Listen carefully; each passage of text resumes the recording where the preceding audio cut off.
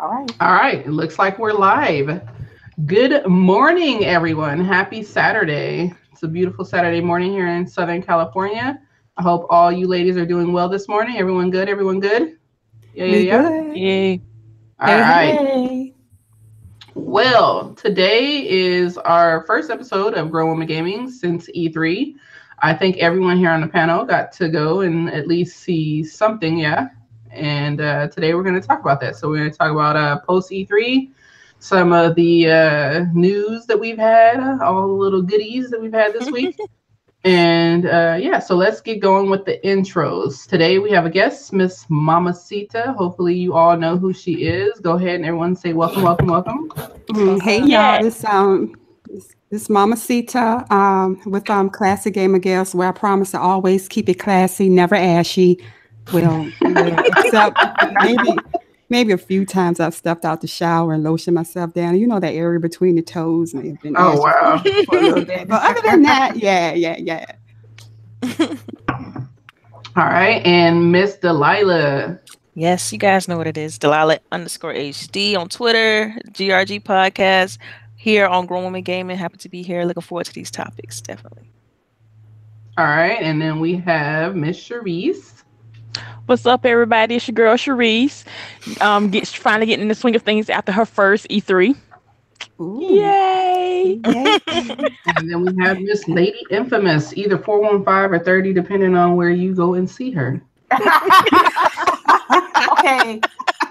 Okay, look, when I get paid, I'm going to change the 30 to 415, okay? All right. Good morning, everyone. This is me, Lady Infamous, Grown Women Gaming, IntermediateGamer.com, and it's a beautiful Saturday in Northern California, and I'm glad to have Mamacita here with us this morning, and she's a throwback. She's one of the OGs. When I got here, she was here already, so I'm very happy to have her with us this morning. All right. Y'all know I'm happy to be here. Always glad to be with the ladies. All right. Well, I actually just realized that I didn't say my Twitter handle or gamer handle and all that stuff. This is LBOOGIE0208. So, let's get started. I think that, let me pull up my little notes. So we did our intros. So now we're going to talk about our E3 takeaways. I know that CHAREECE, she did not get to stay for all of E3. Neither did Mamacita, but you guys did get to be there for the Xbox conference. So let's see what you guys had to say about some takeaways. I'm going to let Miss Mamacita go first, and then CHAREECE, you can go. Okay, well, yeah, as you said, I did not attend E3, so I'm going to let you ladies kind of chime in what it was like to be up there close and personal with that. But as far as the Xbox media briefing, I was really looking forward to it this year with more excitement than last year because I felt like, there was some anticipation of where the roadmap for Microsoft and Xbox, where we were going to go. And I was looking forward to that. And I definitely did get that from the media briefing. I do believe this is one of Xbox's best media briefings that I've seen in several years. A lot of people say this is the best. I don't know. We can make that argument perhaps, but I've kind of always thought past couple of years they've had some pretty good conferences, and we're going to, decide if presentation and all that. That's kind of, I guess that's how we judge it.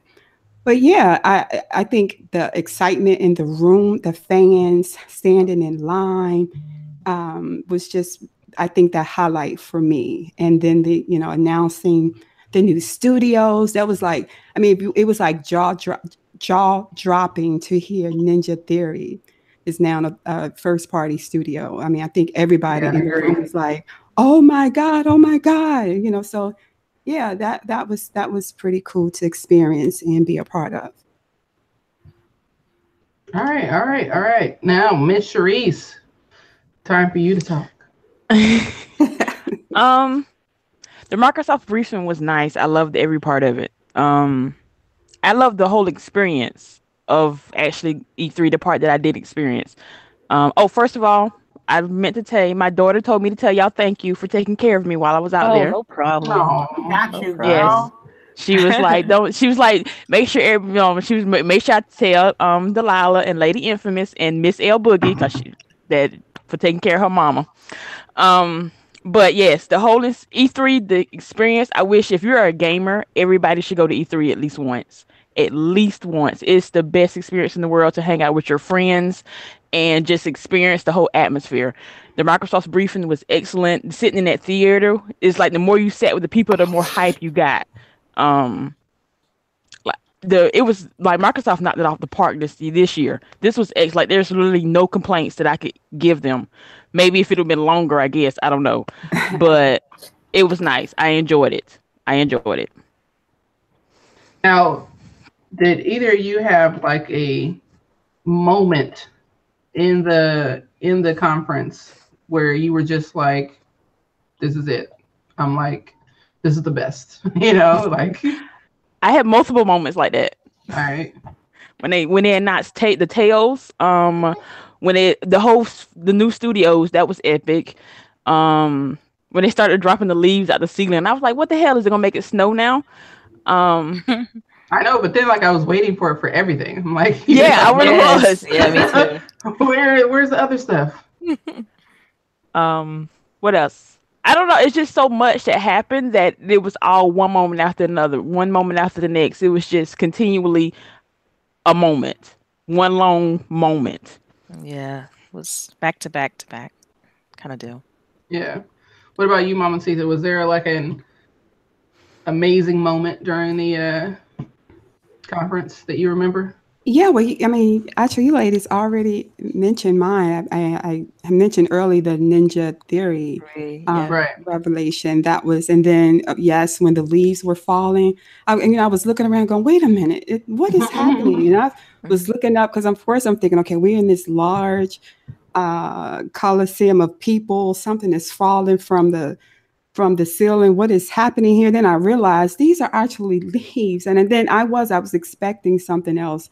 But yeah, I think too, just I guess the presentation overall, I was just really, really pleased with how Xbox just presented the entire conference period. And as I agree, from the time that it began to the time that it ended, there was never a dull moment.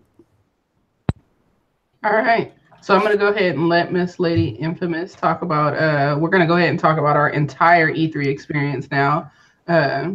So why don't you go ahead and pick out a couple of moments that were like great, I guess maybe some gameplay that you had, just highlights, Okay. I enjoyed, we had a little, like, first of all, Fan Fest was lit. I'm telling you, it was something that, it was just amazing. I mean, if you're a fan of Microsoft, Xbox, please, please, please, please try to go to Fan Fest. They take care of you. They treat you good. They show extra special content that I'm going to try to get you guys next week for Grown Women Gaming. Forza Horizon 4. It's just something about the Forza franchise as far as racing is concerned. It just, I mean, that game is amazing. Also, the studios that they bought, it's good. It's really good. There's 5 studios. I can't wait to see with the resources that they do have. I can't wait what games they come up with. I hope it's remasters of OG Xbox games. I also hope that it's the original IPs. Yeah. Hopefully. And with Hellblade as well, they can probably maybe the sequel to the Hellblade game, maybe an Xbox exclusive game. You don't know. Right. But with the PlayStation, with E3 PlayStation conference though, there was I'm disappointed that Death Stranding gave us a weird ass like intro and stuff like that, and a little bit of gameplay, but no release date. The Last of Us 2. I'm still intrigued in the game. It looks very similar to the first one, which drew me back a little bit. But that's cool. Now, this is the game that did impress me is Ghost of Ghost of Tsushima, right? Ghost of Tsushima, right? Yeah, I think that's what it is. That game looks gorgeous. I mean, I would love. I try when I try to play video games. I try to go different worlds as much as you know, more versatility with the worlds that I jump into. And this one is something that I can get jiggy with it. So I can't wait. That's going to be a day 1 5 for me. With Nintendo, all that stuck out to me was the Smash Bros. Ultimate Smash, I think that's what it's called. Yeah. Ultimate Smash. Ultimate, yeah. But it has the whole gang of people, the whole world, the whole Nintendo world in that game. It's gonna be, that game is gonna be Evo ready. I don't know if it's gonna be July or next year July, but that roster is very important for the fighting game circuit. I don't even see PC like that. Also, the Division 2 is great. I played it as well. I enjoyed it. I can't wait. It's the same game, but in a different location. So you're trying to save America one city at a time with this disease, basically. And if you enjoy the grind of Division 1, which is on Game Pass, by the way. And it's a totally different game now, in case you didn't know. Yeah, yeah.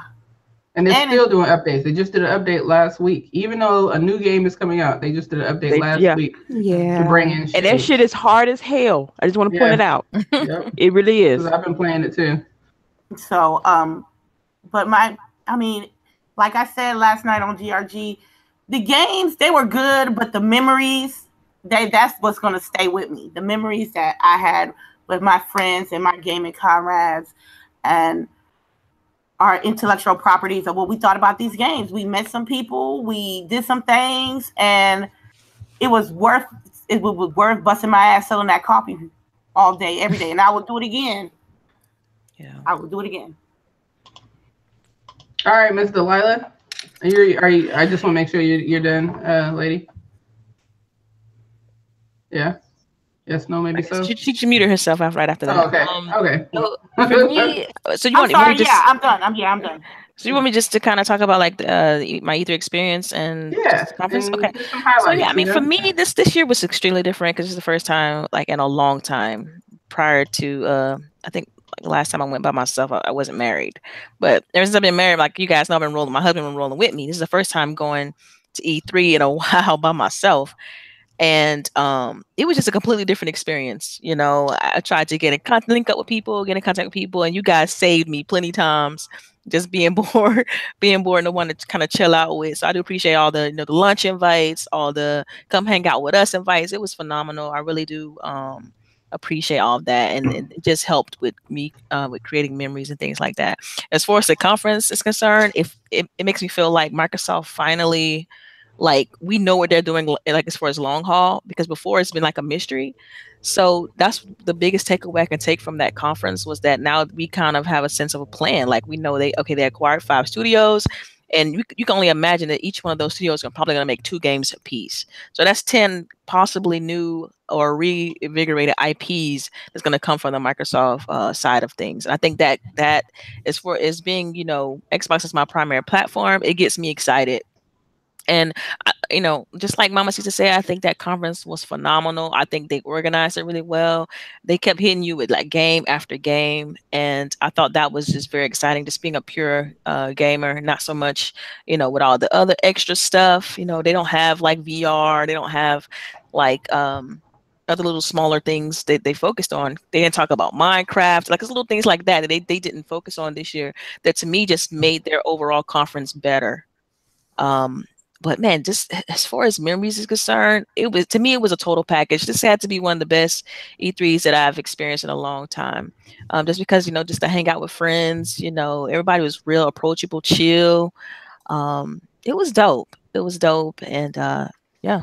I mean, I'm tempted to be like, I'm gonna go again, and I'm not gonna take my husband again because it's a completely different experience. Completely different experience. Like all about leaving the husband behind. I love him. You guys already know how I feel, but it was just a different experience. I have to really explain myself too much, or you know what I mean, or I'm about to go do this and have to tell why, or little things like that. And I know he's gonna listen to this podcast and be like, "What?" But whatever, it's all good. That's how I feel. That's just how I feel. And I do see Mad Queen kind of slipped up in here, so I'm interested to hear her feedback on what she thinks. So I'll just go ahead and okay, she came off mute. All right. Can you hear me? My bad, y'all. I had to install the whole damn app for Google Hangouts in order to get up in here. So here I am. So I suppose we're talking about our experience with E3. Yep. And I had a blast. It was my first E3. I was at first very kind of like sad because I was like, oh man, I didn't prepare enough. I didn't know where to go, but it all ended up working out. I got a chance to get into the Xbox briefing. Was mind blowing for me. It was my first time ever being in a setting like that, sitting in an audience with a bunch of gamers and everybody just being excited and feeding off of the energy of the presentation. And it was great. Like I had such a good time, and just seeing the different games and ideas that Xbox is trying to bring to us in the future just made me feel really good. As Delilah said, and I'm sure you guys have also mentioned the 5 new studios that they added. One of which being Undead Labs, which is one of my favorite at first indie developers, and now they're hanging with the big boys. And I'm just excited to see them grow and see how Xbox can help the other 5 studios grow. So overall, the presentation, just being there was a great experience, and meeting a bunch of people and getting the chance to meet a lot of you guys in person was also great. I got to hang out, of course, with Lady Infamous. I hung out with her at TwitchCon too. So this was just kind of us getting back together, and that was great. I finally met Delilah HD, met LBOOGIE, and hung out a few times. Got a chance to have some pizza with Mamacita. Girl, that pizza was good too. That pizza was bomb, girl. I was like, hey now. And CHAREECE as well. We went to have some food. So yeah, that was great. The expo itself was very overwhelming. I felt like I didn't really get to do a lot of things because I spent most of my time in line. Those lines aren't a game. Like, it's Disneyland. I didn't know. It's worse. I feel like it might be worse than Disneyland. It was ridiculous. And so I did get a chance to play a few games after, standing in lines, and I felt like by day 2, my legs were going to give out. And if you saw me there, you probably saw me on the floor with the rest of the people in line, kind of just chilling, waiting for the line to move. But I mean, other than that, just being in that atmosphere, seeing the different booths, seeing people hyped to play or get their hands on something was just a great experience. So overall, the entire E3, my first experience, I give it like a 9 out of 10. It was great. I had a great time. Okay, so the video gamer in the chat asking for receipts that we met each other. Oh wow! You should see pictures though. Yeah, we got pictures though. We got some.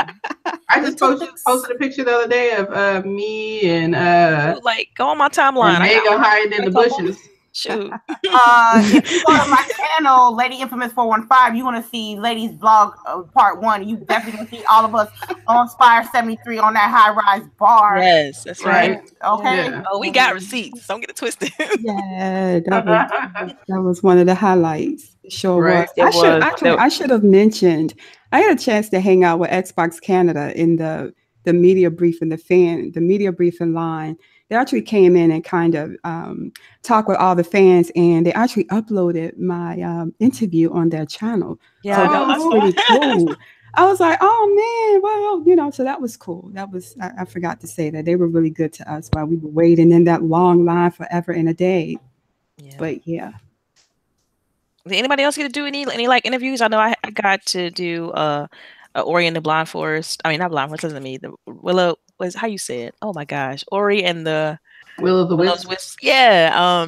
I got to do like they recorded me talking with the developers for that too. I don't know if they're gonna air it, but I thought that was pretty cool. And it was interesting because Gareth Coker is he does the sound design for that game, and he did the soundtrack for the first game. And it was interesting because I was talking to the developer about him before I even met him. I was like, so is Gareth Coker gonna still do the soundtrack? And they was like, yeah, you want to meet him? I was like, almost fell out because I didn't realize that it's a possibility that he would be there. And so I thought that was just kind of pretty cool, just to kind of just point out another cool moment.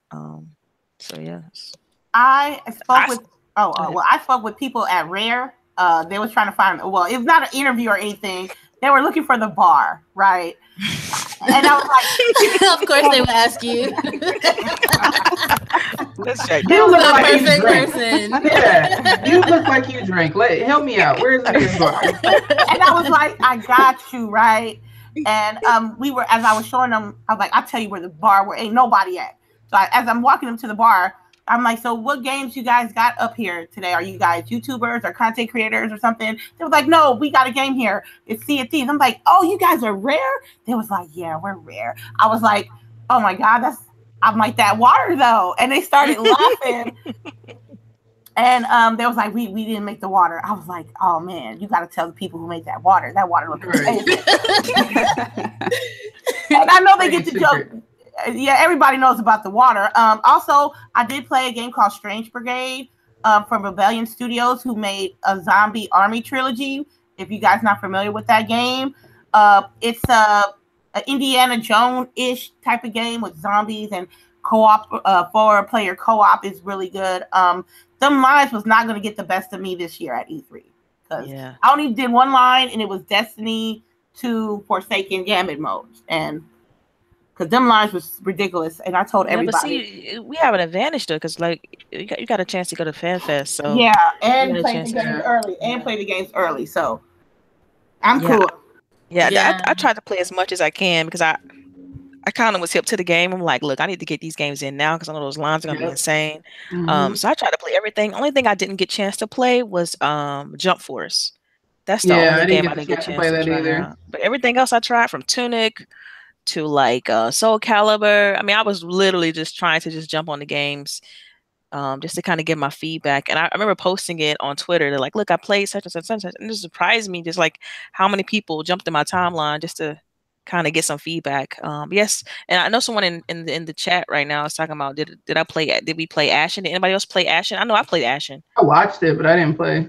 Yeah, I played Ashen just to get some feedback on it real quick. It was really, really fun. It's definitely has a strong Dark Souls like vibe to it. It's super hard.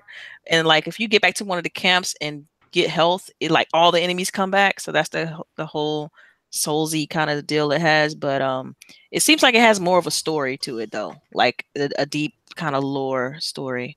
He's asking about Tunic. Tunic was fun. It's like a Zelda kind of vibe to it. Zelda. Yeah, he's right. And what's interesting about Tunic though is like when the combat starts, the camera kind of like zooms in a little bit because you're already kind of zoomed out with that little tiny little fox character. So it zooms in a little bit during combat, and it also has like a couple puzzles that one of them I couldn't figure out, but it was still kind of cool. When the puzzle came up, I was like, I'm done with this game. I don't feel like trying to spend time on this puzzle because I have some other games I want to get to. So that's how I felt about Tomb Raider in that damn cart. I was mad. I was gosh, like, what the fuck is going on? How come I can't get this to go? So it's cool that you guys got to get your hands on in Xbox. I didn't have the opportunity to go to FanFest, so I was in them lines. I was like struggling to keep my knees together. I liked how it was cool. Separate. It seemed to do a little bit better, with Microsoft doing their things separate. Right? Yeah, I think that's cool. I think that the knees was giving out, y'all. The knees were giving out, trying to keep them together. But no, not that way. Oh my gosh, you guys are always like. I don't know why she went there. I'm so late. Okay, whatever. Anyway, you set yourself up. You set yourself up for what? I played myself there. It's all good. Anyway, trying to keep my legs under me. Well, there's no good way to say it, but I'm just trying to make sure that I can stand up. Okay, anyways, but I did get a chance to stand in line for Overkill's The Walking Dead. And that's when I got the photo of you, right? Yeah, they did a whole interview with me, and it's up on their YouTube. So I was like, this is cool. So I got to talk to them about, how I felt about it, what I thought about it. And I thought it was really great that, they were in the line with us trying to, make sure we're good and not dying, because we were there for almost 2 hours. And that's how it was for most of the lines I was in. Tomb Raider, Overkill's The Walking Dead, Skull and Bones, and we didn't wait that long for Rage 2, LBOOGIE. I think that was a short time. Yeah, we got in lucky though, because it was her, myself, and Megan, And we got in and we walked right up and we were like, what is this part of the line? And she's like, oh, this is, the standby line. And we were like, oh, there's only one other person ahead of us. And then she did us even more of a favor because she was like, well, we have 3 people. So I'm going to let the 3 go because you guys there were are 3 slots. Right. Yeah, there were 3 slots left. So we got in front of the guy. Yeah. Oh, nice. That's nice. And they gave you, but then we started talking to this dude and waiting for ice cream. And we almost missed our opportunity to go in, but he was like, just hurry up and go in. Girl, when that man was like, well, you guys have to go back out, I was about to fight him. Oh my God. I was like, no, we were here. We've been here. Right. What are you talking about? Right. Like, did you guys get to play the game? Actually, play it? Oh, cool. We got to play. It was really awesome, too. That was probably, besides all the stuff that was at the Xbox Center, that was probably one of the best games that I played. Because, we did the, Mega and I also did the 76 Fallout 76 tour. Yeah, but that was just like a little, I don't know how you explain it. People are in character and you just walking through a little area. It took forever. It was whatever. But I noticed that way more people were on that you need to wait in line for your pins, which was shitty because I didn't want to wait in line for pins. Just give me the pin. Like, I'm not waiting in an 8-hour line for a pin. I'm not doing that. I know I told the Sea of Thieves guys, like, I'm about to leave. Can I just get a pin? I'm just got to go. Yeah. And he gave me they didn't care. Right. They didn't care. They were like, take it. Because it's all promotion for them. Yeah. But the biggest, I didn't really get to talk about what I enjoyed. Obviously, I'm pretty much there now just for Xbox stuff. Like, because I've been there enough times to know that when you go, the lines are extremely long. Like, I think it was the second year I went, and as soon as we got in at 10 o'clock in the morning, the line for like Halo that year was already full until 3 o'clock in the afternoon. So it's like, I know now that you have to play whatever you're going to play at Xbox. And if you get into Fan Fest, that's primarily where you should spend your time because the lines are just ridiculous. And with the addition of regular people, gamer badges, it's just become like totally and Microsoft, like their booth, they always have a variety, so you can hit the games like back to back. Right. That's the biggest thing about their booth is that they just girl. I won twice on Forza. Yeah, I got you. What you got a shirt? You got a shirt? Yeah, I got 2 shirts and I got like 3 pins from Forza, I think. And it was funny too because the dude was like, "Oh, we're gonna need to make this harder." I was like, "What you mean? What you mean? Like, what you mean you need to make this harder?" What you trying to say? But I think it was just because a lot of people were winning that first day or whatever. But I enjoyed it. And just because I have the mic right now, I see that there are 23 people watching. Everyone here needs to hit that like button. Make sure you push it. It's a little button with a fist like this. Hit it. But let's go ahead and segue into our next topic because we've been on E3 for a minute. The next topic is E3 related, but Microsoft primarily. If you guys haven't noticed, the media coverage for E3 for Microsoft has been outstanding, which is totally different from what we've normally seen. They're usually hated upon to death. So what do you guys think about this? Do you think this is going to last? Do you think this is just for right now and it's going to switch back up? Or, what do you think? I'm going to go ahead and go with Delilah first. Yeah, I think it's going to switch back. I mean, it feel like I'm in the Twilight Zone right now because it's weird to see so much positive news about Microsoft because it's always something that spins. Because I remember even after the conference, like someone posted out, oh, they just pretty much pay to win kind of deal Microsoft was, and that was even a negative article that I saw from just right after, during, and after the conference. So it's weird to just like after all of that, after E3, to have this somewhat positive news about Xbox because of this whole crossplay stuff, but. Yeah, it feels like Twilight Zone, but I'm still a firm believer that it's going to revert back because people, it's going to revert back. I don't see this lasting. I just don't. I'm conditioned. I guess I'm conditioned to. Yeah, right. I'll be surprised if it did. Of course, you guys know how I think. I don't think there's some grandiose media conspiracy, but I do think there's a bias in some instances. But that's a whole other conversation. So. All right, what about some of the new ladies? What about Miss Classy Gamer?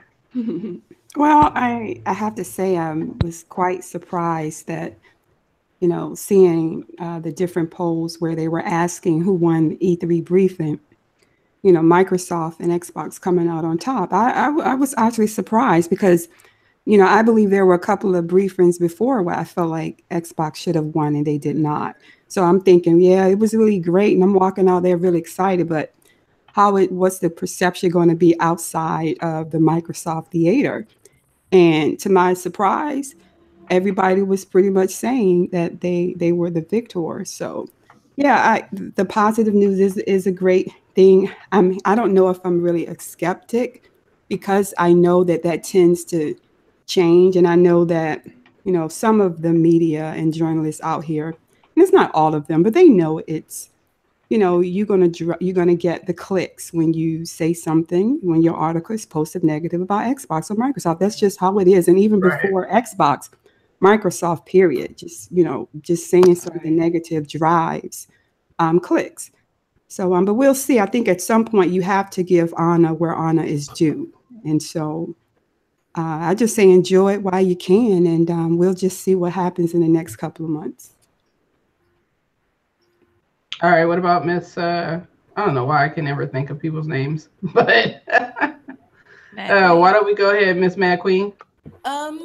I think that it's kind of hard to say anything bad at this point. The presentation was great. I mean, there was nothing but positive things that they mentioned. They showed a lot of world premieres. They were the first presentation, so they got the upper hand with that. They talked about the 5 new studios. It's kind of hard to nitpick and find something bad to say about it. So I mean, anybody that is like, no, it was trash, they don't have any exclusives and all of that, I mean, you're just looking for something to pick at, because what I saw them doing is future-proofing, their model and trying to figure out, what they want to bring to us. And as long as they're not keeping the people who are fans of them in the dark, I say it was a good conference. And I see them as being on a good platform to launch into what they want to bring us in the future. And that's it. All right, CHAREECE. No, CHAREECE. All right, lady. Oh no, I'm still here. Okay. I'm sorry. It's weird seeing all the good news, the good responses to the briefing. Who was that said that over years past Microsoft has good briefings, but everybody still dragged them through the mud relentlessly. But this one, there was really no faults that you can give them for this one. This is an excellent briefing. They showed nothing but games, no kind of hardware. They mentioned something in the future, but no hardware was shown. It was straight games. And also like DELILAH, I don't think it's gonna last. I give it 3 months. And something's gonna pop up. Some game is gonna come up, and it's gonna all go downhill from there. Go ahead, lady. I'm gonna let you go, and then I'm gonna say. Okay. I said this like they better ride this shit till the wheels fall off. I'm telling you, this good big ass wave that they presented themselves with E3 was a good Microsoft conference. It was better than last year. And they showed out, and it is weird. Like Delilah said, it's a little bit like the Twilight Zone because they don't want to give us no props at all.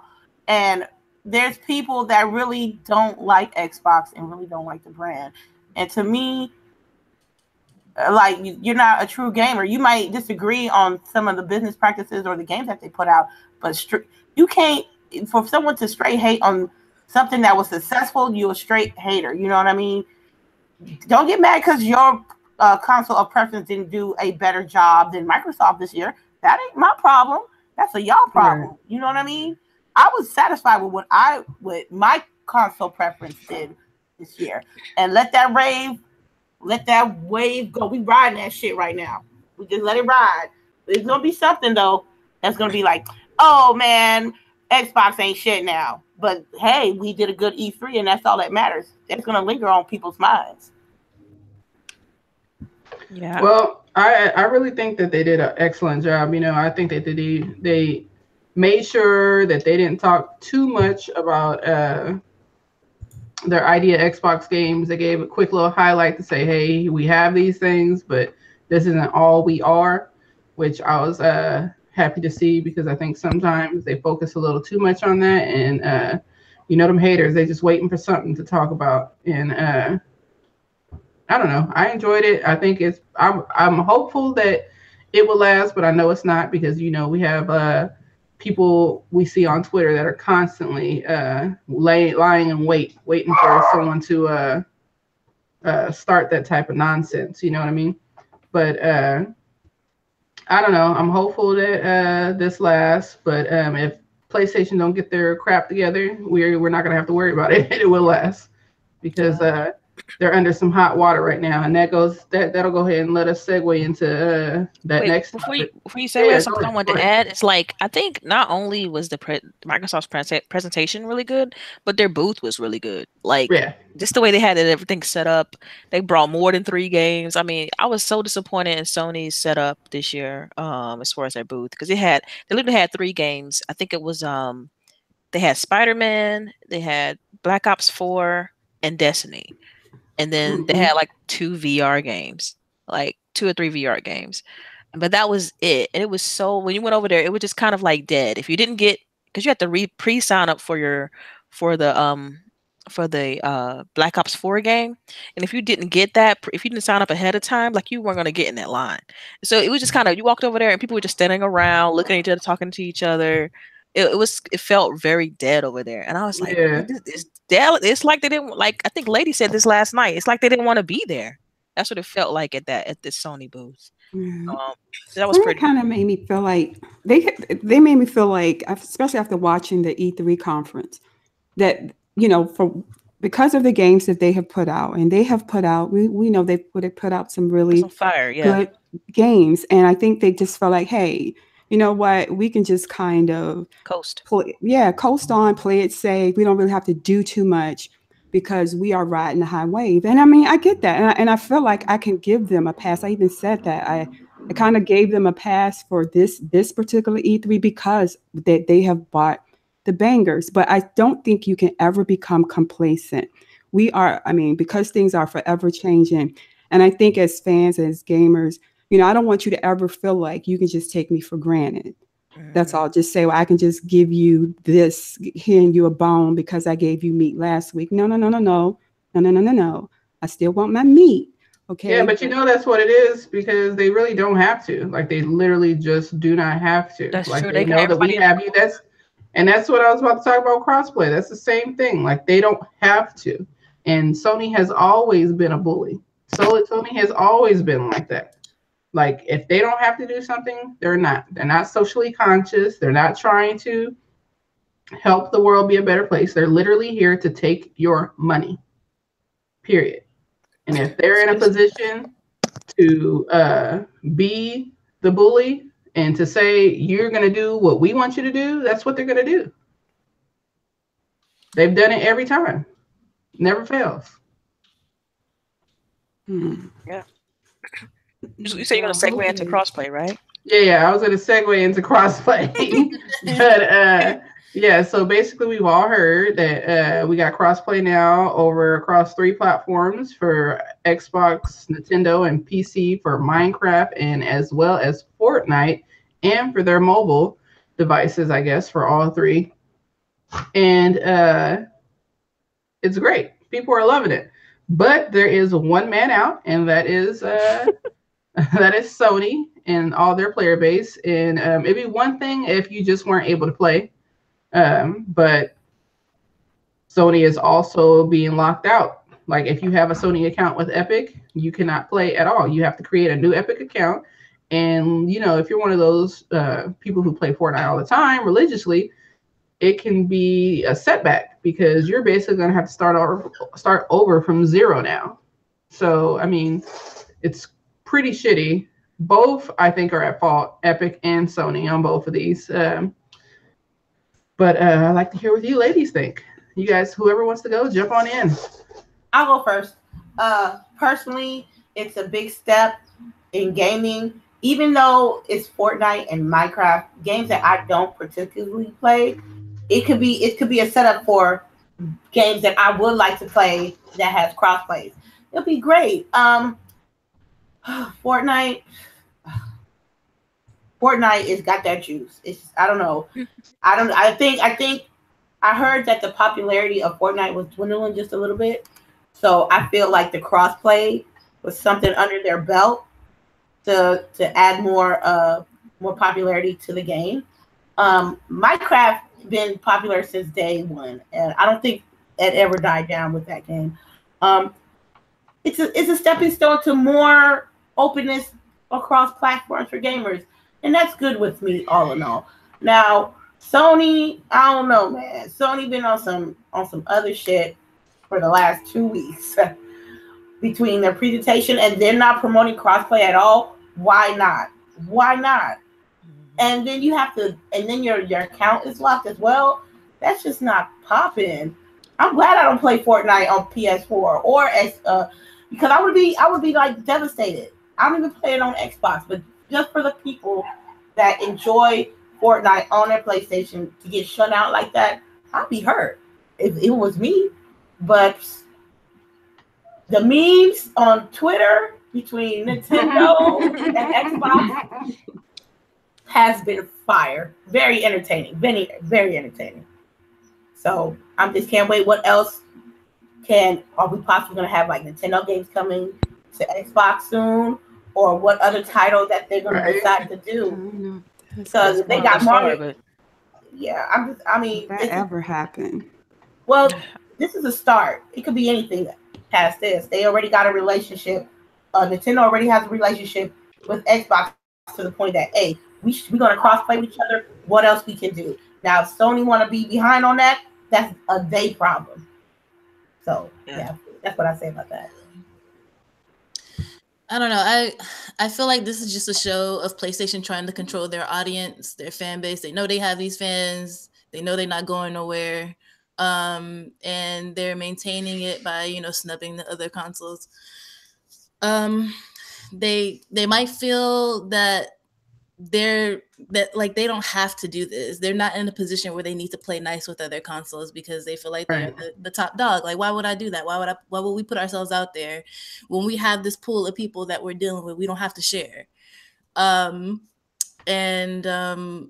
I feel like they could possibly end up putting themselves in a situation where, like Nintendo, they were struggling with the Wii and the Wii U. And so this time around, they opted to, bring more multi-plats, bring the option of crossplay and hook up with Xbox so that they can build a relationship and grow from where they were. And I feel like PlayStation is kind of going in that same direction where they're going to put themselves in a box, and years from now, they're going to realize, okay, this is a problem. And then they're going to have to step out unless they have something in the pipeline that'll stop that. But I just feel like it's always a bad idea to close yourself off and make it to where you can only operate within your circle. Yeah. And I don't know. And they also might feel like, Xbox might be kind of swagger jacking in a sense because Sony was like the first to enable crossplay on PC. And so they're like, why are you about it now? You weren't really about it then. Why are you trying to... Different regime. It's a different regime. Right, exactly. It's like it's always time for change. So why can't they, get with it? Bottom line, I feel like they're just trying to maintain their status.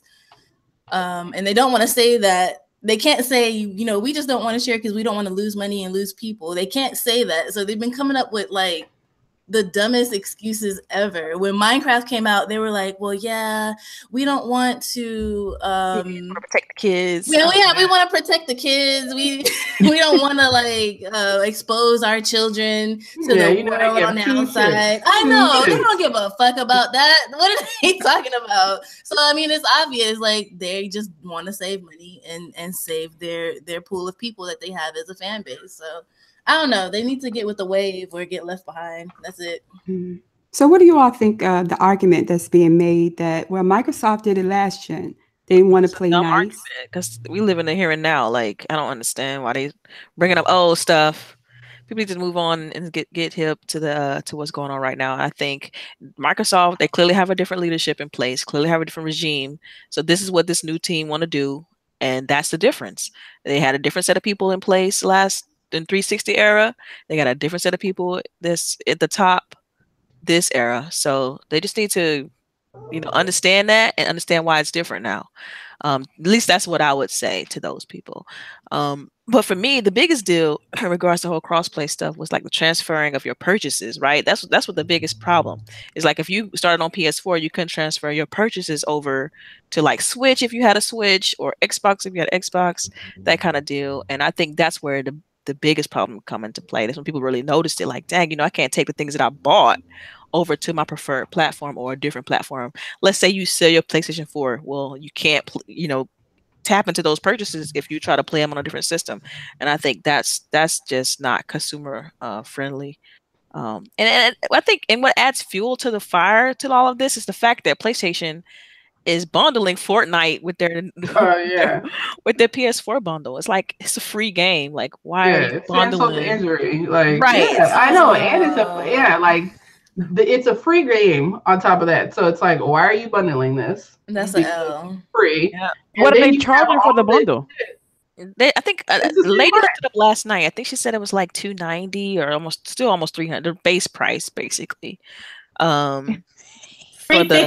It was $299 bundle US, right? With taxes. You talk about $350. 25, something like that. Yeah. That's not a bundle. That's right. That's not a bundle. Like, you're not getting a paid game. It's not a bundle.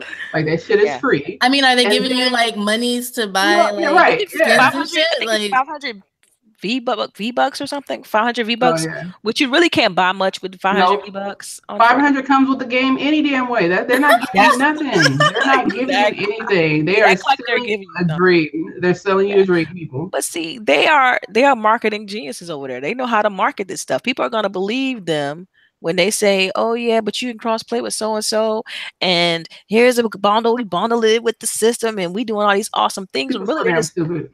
Right, so people they fall for it, and that's what happens when you don't have anybody holding your feet to the fire. You don't have anyone calling your BS out. I agree. And that's the problem that I have with it. Y'all know me. I'm a play. Xbox is my primary console choice. I game on PlayStation. I'm not anti-Sony, anti-PlayStation. Yeah, neither of us are. Right. None of us are. I'm just speaking for myself. Oh yeah, I'm sorry. And I'm just saying that y'all know me. I'm not, but I call the BS out. You have to say this is anti-consumerism. And even with Xbox, I mean, I've heard you ladies say on plenty of times when Microsoft doesn't do something, or they mess up, or this isn't the way things need to be, you got to say it.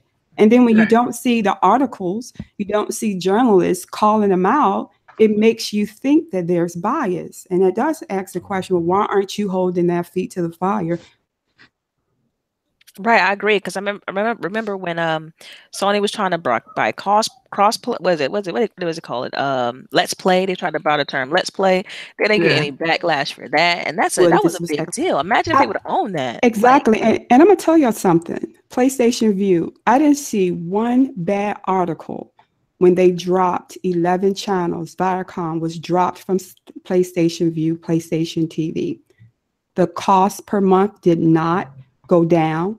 They did not notify me as a customer that they were doing this, and they automatically drafted my money from my account the next month. I was livid, and I immediately canceled and went to, at the time, Sling TV, and now I'm with DirecTV now. But I thought that was BS. Like, how do you do that to your customers and no one says anything? Because they don't care. I mean, and they're the media darling. Like, that's the biggest thing too. But someone last night mentioned this to me too. It's like, it's just the biggest you can get up.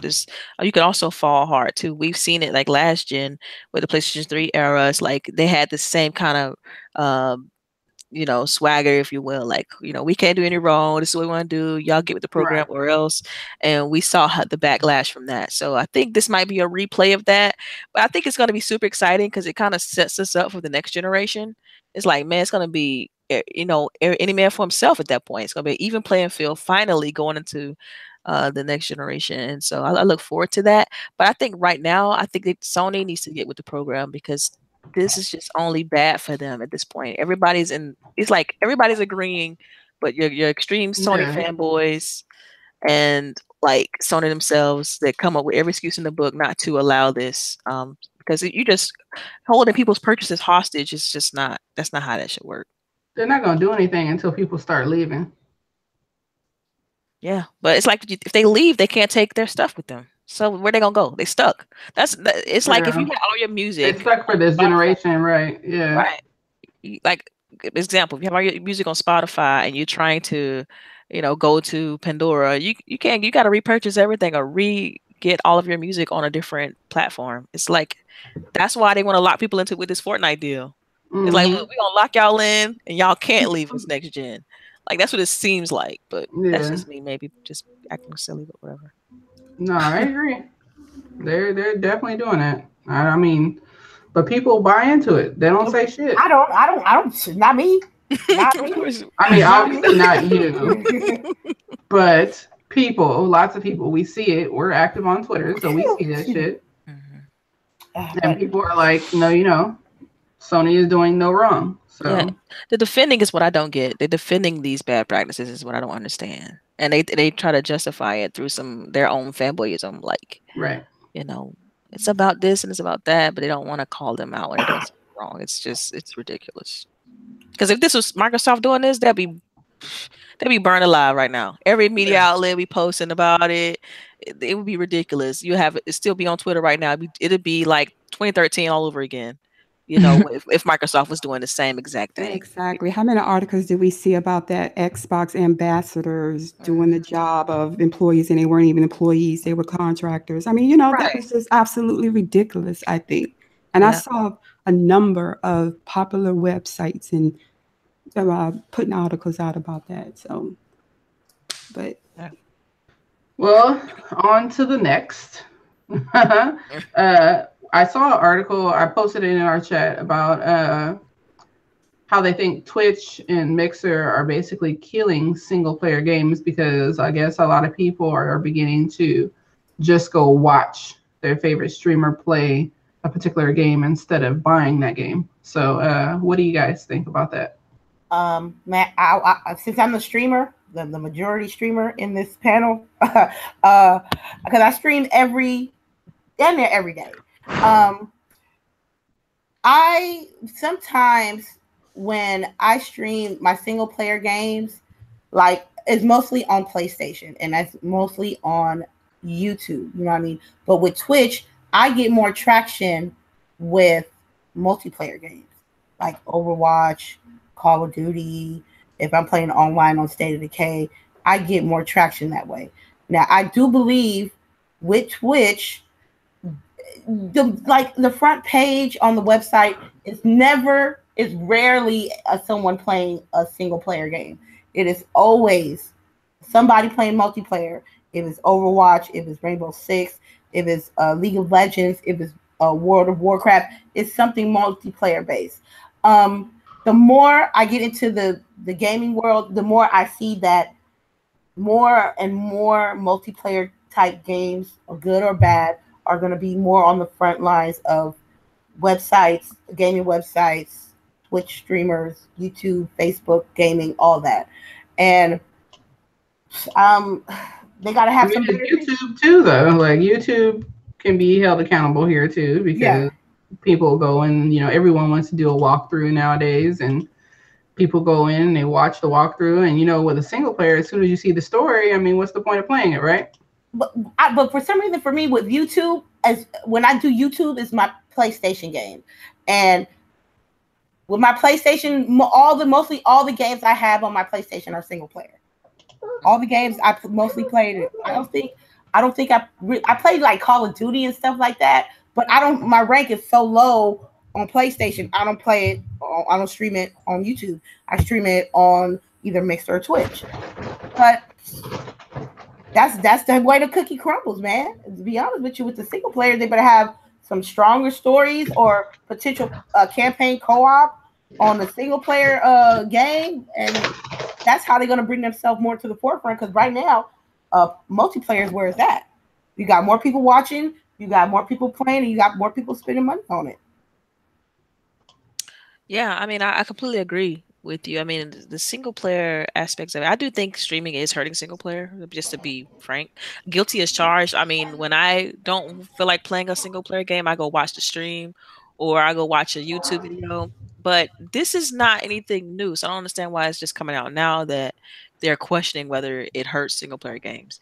Now, I've seen streaming actually help single player games too, especially indie ones. I mean, because I think it was the game Firewatch. They actually did better. Like when they released their game, but they did better when they released it to streamers. Like more people start purchasing the game and being more aware about the game. I think what they should try to do, and this is just as a suggestion, they should release if they're gonna have these people streaming these games prior to release, they should have a cap on how long they can stream it for, or just so they won't spoil the game and say, oh, you can stream. So you mean like you could stream to like a certain point of the game, right? And then exactly. You can't stream anymore. Okay. Yeah. Right. So like, let's say you have a 3-hour cap. That's enough to show people the game. Most of these streams have replay. You can rewatch the stream or to record it, automatically record it. So I think that's enough to generate excitement for the game. 3 hours, and then from that point, just let people figure it out for themselves. And that, like I said, that's only if their game is prior to release or before it comes out. I think that's the way they can curve this issue. But yeah, it's definitely hurting single player games. Guilty as charged. I do that all the time. I'm like, yo, okay, I didn't play so and so. Let me go watch it and then play the sequel. Like simple as that. Yeah, don't pull a Persona 5 and just put like complete restrictions across. You couldn't stream, you couldn't show anything. Yeah, people are really mad about that. Yeah.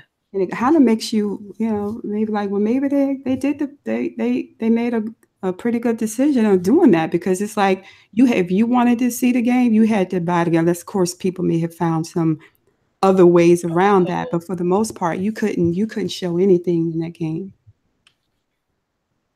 Yeah. Anybody else have any takes on this? Yeah, I would say I do see that streaming platforms are kind of moving in the direction of supporting and gassing up multiplayer games.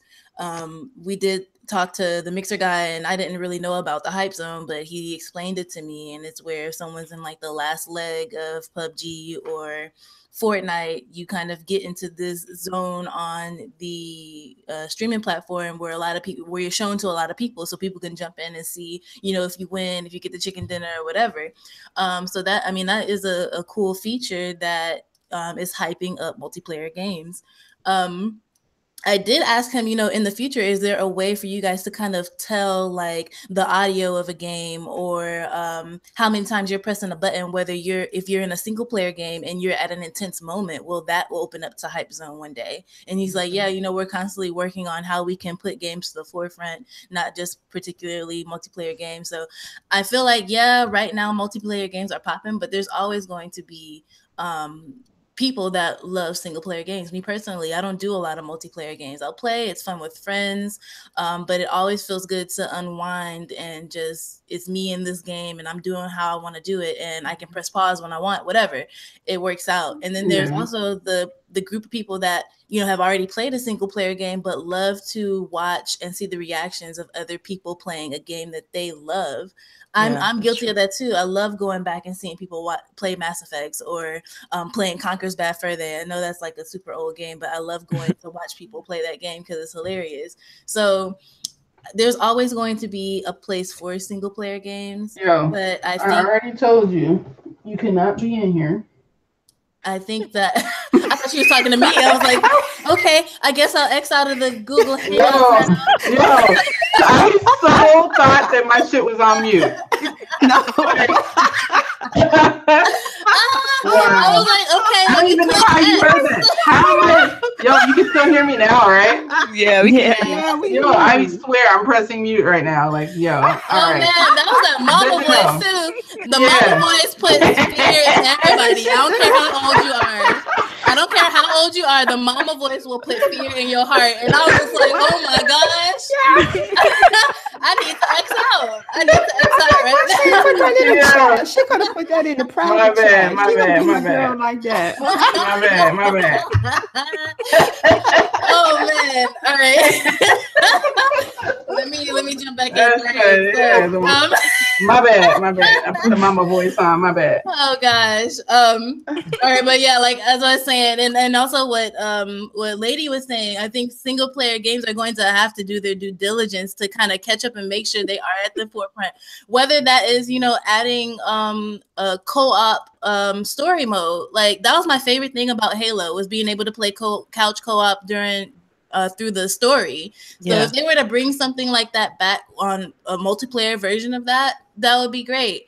But I do see, we see, Bethesda, they're moving over with Fallout 76 and making that completely multiplayer. So I'm feeling like a lot of the people who are known for single player games are getting kind of shook and are like, okay, we need to add, something or do something to kind of make us pop like these Fortnites and these PUBGs. So I hope streaming isn't killing single player games. I'm hoping single player games can kind of catch up and move with the wave and figure out how they can mold their type of game and make it where it's popular. And I hope streaming services can also, at the same time, find a way to help hype up single player games just to keep them at the forefront sometimes as well. So, I don't know. I just want to say, wasn't this a topic like maybe 2-3 years ago when they were saying multiplayer was killing single player? It's like they were rehashing the same story and just switched out a couple of words in the title. Single player games aren't going anywhere. They're still here. There's people like me and McQueen. I don't play multiplayer that often. When I do, I play with y'all. I play with a couple of people. I'm mostly a single player person, and when I do watch people play single player games online, I don't watch the entire stream. I watch maybe a couple of streams. Yeah, I don't watch it. I definitely don't watch the ending. I know I'll watch the beginning. And especially if it has multiple choices, like you can get different endings, or you take Mass Effect. You can play that game hundreds of times to get totally different outcomes. Except Mass Effect 3, but we're not gonna talk about that. So it's like you can play one way, somebody else can play the exact same game, and you get a different game. So if it's a game of that type, then yeah, you can stream that all you want, and it still won't be like my game, which is gonna be something totally different. Yeah. And I'm not a big multiplayer at all. I'm mainly single player and co-op. So that's kind of my playing style. But I don't see single player going anywhere. I think they're gonna, as we see, games are kind of shifting in the way that how you play single player games are changing, like Shadow War, but I don't see them going anywhere anytime soon.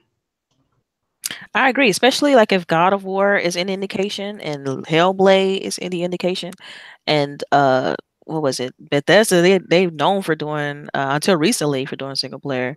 So yeah, it's definitely a very, very relevant right now, and I think that maybe that's just on the streaming front, but it's still very popular. People love their single player. I love single player. So yeah, I mean, Ori, you can go on and on. There's so many good single player games that's out right now and coming out. So. All right, well, let's jump into another one. I got on here about the new Xbox avatars. I don't know how many of you guys are in the preview program. The alpha? I'm not. I don't have it yet. I don't have it yet.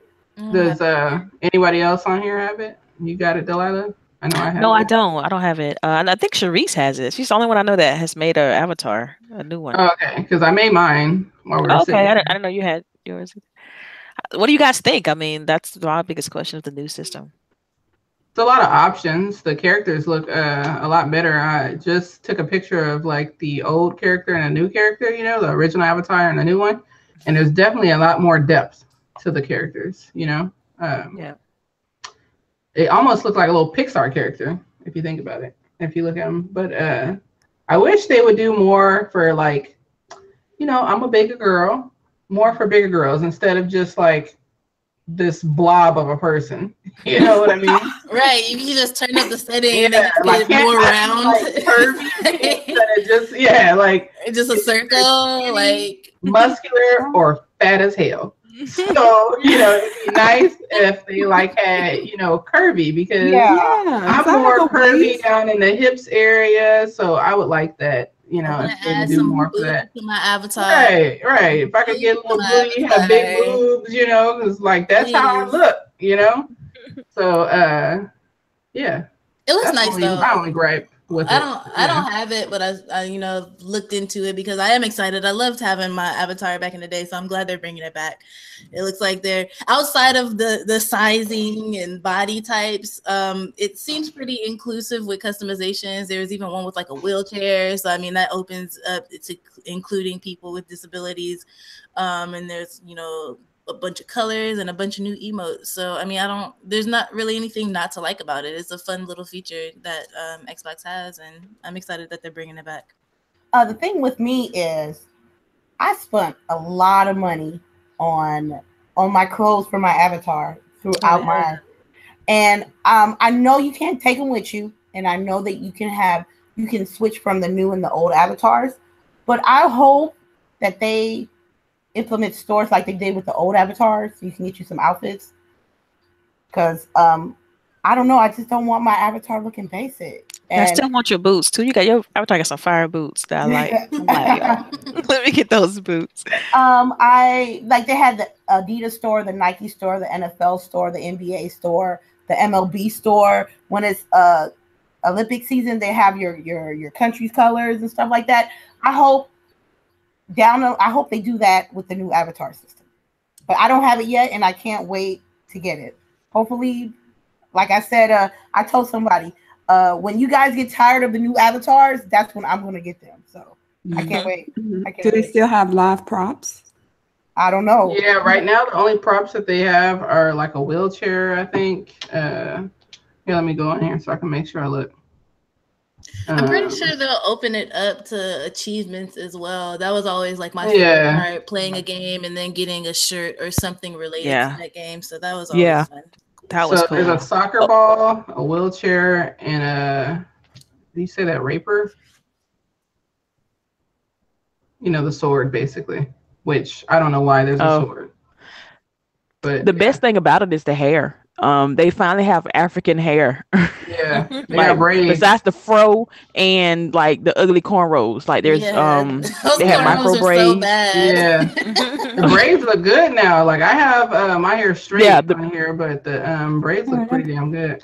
But them cornrows look like I think I got mine with the Butu knots or something. Yeah, the Bantu knots. And they have that's what mine has. Micro braids, and then I dyed my tips too. Say micro braids that's awesome. Like, it says micro braids. That's an advancement. That's an advancement because we actually say micro braids, right? And they look like micro. They look like micro braids. They're small. They're not like big. They don't look bad. They're not really micro braids, but they look good. They're not bad. Okay. Yeah, but they say them. I was like, yo, Microsoft trying. They finally got some people on the team. They got some people on the team. There you go. Those are called micro braids, Chad. All right, make sure you type that in.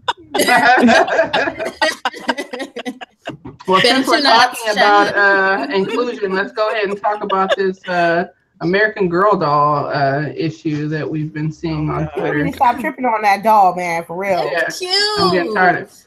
Well, like the whole problem is that people are using it as some type of slight toward Xbox, as if they're now, what do you want to say? Like, you know how some of these people are. They're like treating Xbox like now they're bitches or bitch made because they have a doll, or that they're pandering to some agenda. Yeah. Right. And Microsoft, hands down, is the only company out here with video games that's trying to do something, anything for inclusion. So I really don't want to hear it. And you guys are so effing stupid, because they are the ones that are going to make it happen to where that you can play more games with Black people, Asians, Hispanics, instead of always playing with Black or Blacker, or, you know, two Asian types or whatever. You know what I mean? This is how we're going to have progress. And believe it or not, us minorities make up more of the audience. So for years, we've always been playing as a white dude when there's way more of us than just a white man who plays.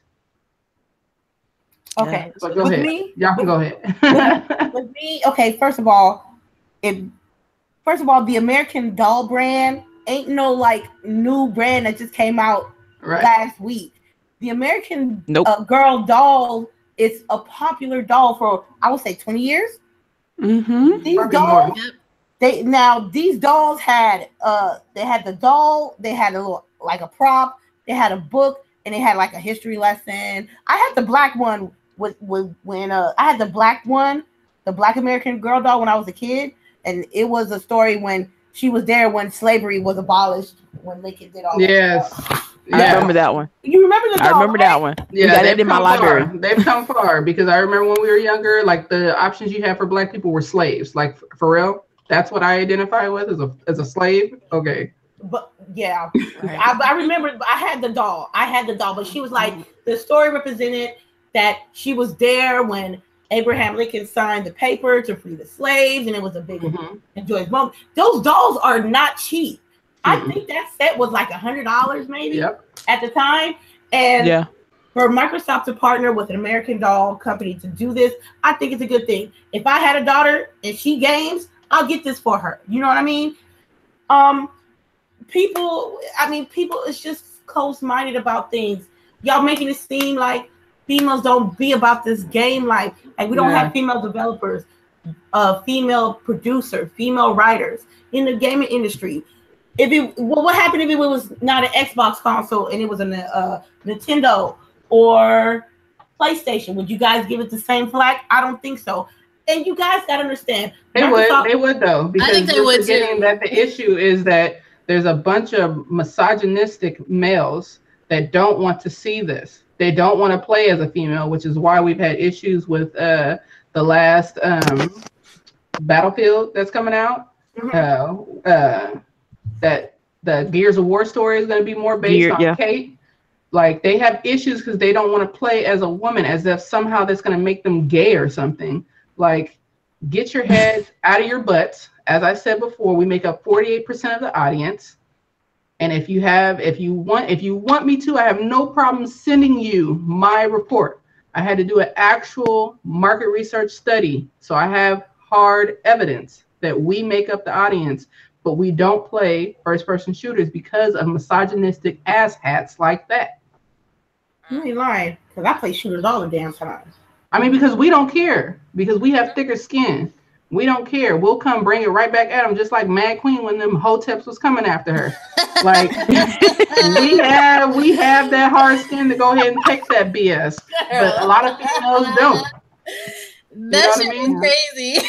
Yeah. And they gotta understand as well that Microsoft know how to market shit, like pizza rolls, Doritos, Taco Bell, Mountain Dew. You know what I mean? This is not. This is another way to market your brand. What's the problem? That's people who don't hear about games and they don't understand the business aspect of gaming, and they need to understand that.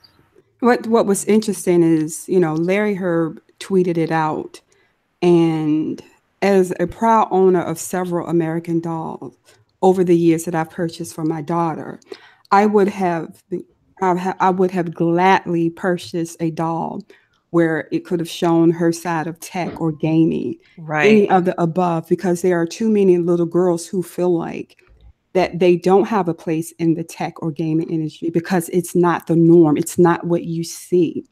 And making a conscious effort to put images of little girls and women and young women gaming or in the tech field and industry, it's an image. If I can relate to what I see in front of me, perhaps then this may be something that would encourage me to do or get involved in. And that's what it's about. This wasn't Microsoft's doll. This was the American Doll, the brand. Perhaps people just didn't know that. They weren't aware that American Doll is a company that has been selling these dolls for like years, and they licensed the Xbox brand to be able to show us little girls playing with a headset and enjoying an Xbox game on the television.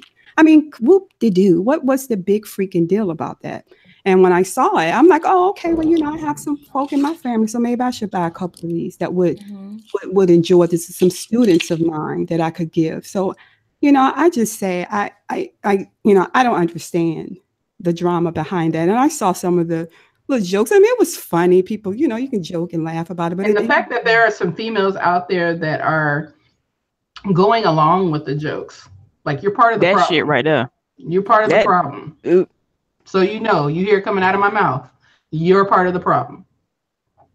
Yeah, I mean, I don't get it because, like you guys have already said, American Doll has been around for a long ass time, and they had that damn doll doing everything, riding horses, driving a car, being a cook, being in school, being a ballerina. It's representative of what girls do in real life. In real life, there are girls playing games. So why can't there be a damn doll that represents that? It doesn't. What's wrong with that? There's nothing wrong with it. I mean, when I was coming up, I didn't really see African Americans on Frosted Flakes cereal boxes, but I knew they were eating cereal. So just because you don't see girls, we know that they're doing. We know that ladies, we know that women are really heavy into gaming. And mind you, you know, we can make the argument that, you know, okay, well, what percentage and what you classify as gamers. I hear people say, well, those who identify as gamers. Well, there was a point in my life where I was gaming and I didn't identify myself as a gamer. If you had walked up to me and said, are you a gamer? No, but I'm on my PC every day for 5 hours a day playing Sims 2, Sims 3. But I didn't identify as a gamer. Why didn't you identify as a gamer? Because there was a stigma toward females playing games, right? Yes, there was a stigma. However, in my case, gaming was something you did. It was an adjective. It wasn't a noun. It wasn't a person. It wasn't a being. So if you said to me, you're a gamer, well, no, it's an action for me. But now we have moved into where a gamer, you know, that's a person. That's a reflection of who you are. You identify yourself. Right. So that's why for me, I did not. But yes, there was a stigma because I used to buy into that stigma. Mamacita from Classic Gamer Girls, a good 12 years ago, used to say, I didn't understand how someone could stay in their room with a controller in their hand and play video games all day. Right. What is wrong with y'all? In my circle of people, in my circle of friends, gaming was something you did as a kid. And you grow up and you put the controller down. You can't go outside and play, and you can't go on a social date because you want to stay in your room and play video games. That was weird to me.